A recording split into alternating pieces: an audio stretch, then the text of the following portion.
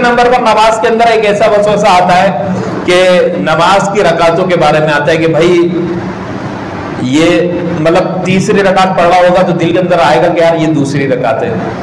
تیسری ہے یا دوسری ہے، اکثر ایسا خیال آتا ہے. یا سجدے کے اندر آتا ہے کہ یار میں نے 2 سجدے کیے ہیں یا 1 سجدہ کیا ہے، اس قسم کے خیالات آتے ہیں. تو دیکھیں ایک فقہی مسئلہ بھی ہے کہ جب 4 رکعتی نماز ہو، 4 رکعت والی نماز، اس کے اندر اگر آپ کو تیسری رکعت میں یہ خیال آتا ہے، تیسری رکعت میں یہ خیال آتا ہے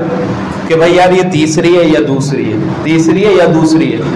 تو دیکھیں اگر زندگی میں پہلی بار خیال آ رہا ہے، پہلی بار، ہر وقت نہیں آتا، پہلی بار آ رہا ہے، تو پھر اس کو چاہیے کہ نماز ختم کر کے دوبارہ سے نماز پڑھ لیں. پہلی بار یا کبھی کبھار آ رہا ہے، مطلب سال ایک آدھ بار آ جاتا ہے سال کے اندر،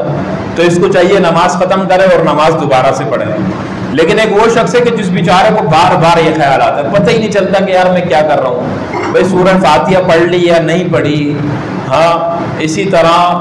سے جو ہے میں نے مطلب 3 رکعتیں پڑھی ہیں یا 4 پڑھی ہیں یا 2 پڑھی ہیں یا سجدے 2 کیے ہیں یا 1 سجدہ کیا ہے. تو دیکھیں جب سورہ فاتحہ پڑھنے اور نہ پڑھنے کے اندر آئے کہ بھائی میں نے پڑھی ہے یا نہ پڑھی،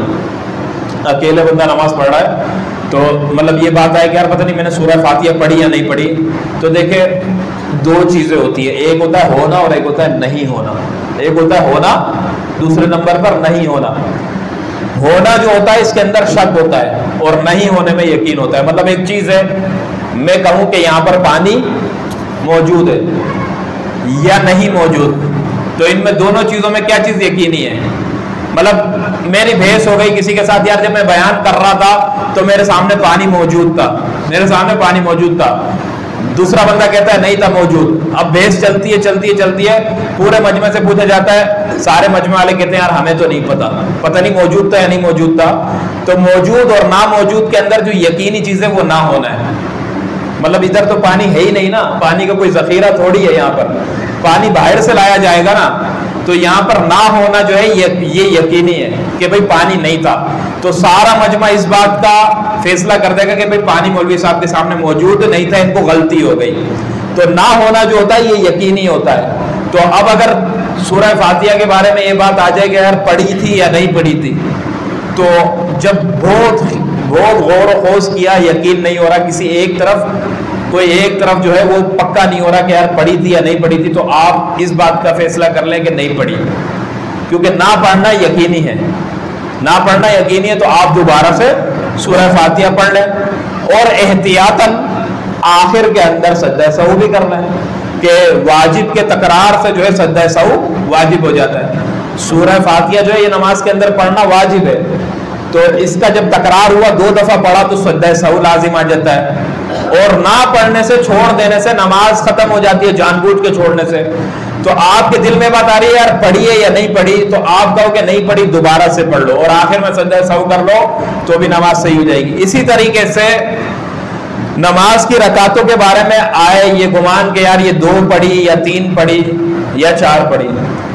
یعنی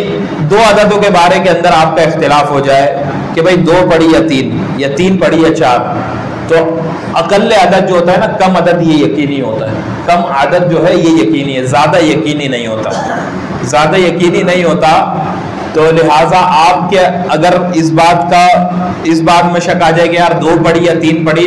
تو آپ کیا کرو، اس بات کا فیصلہ یہ اس بندے کے لیے جس کو بار بار وہم ہوتا ہے، بار بار وسوسہ آتا ہے. جس کو کبھی کبھار ہوتا ہے اس کے لیے تو یہ کہ نماز ختم کر کے دوبارہ سے پڑھ لیں. لیکن جس کو بار بار وسوسہ آتا ہے، تو اگر 2 اور 3 کے درمیان میں شک پیدا ہو جائے تو یہ کہہ دو کہ بھئی 2 پڑھیے، 2 یقینی ہے، 2 پڑھیے اور تیسری نہیں پڑھی، 2 پڑھیے تیسری نہیں پڑھی.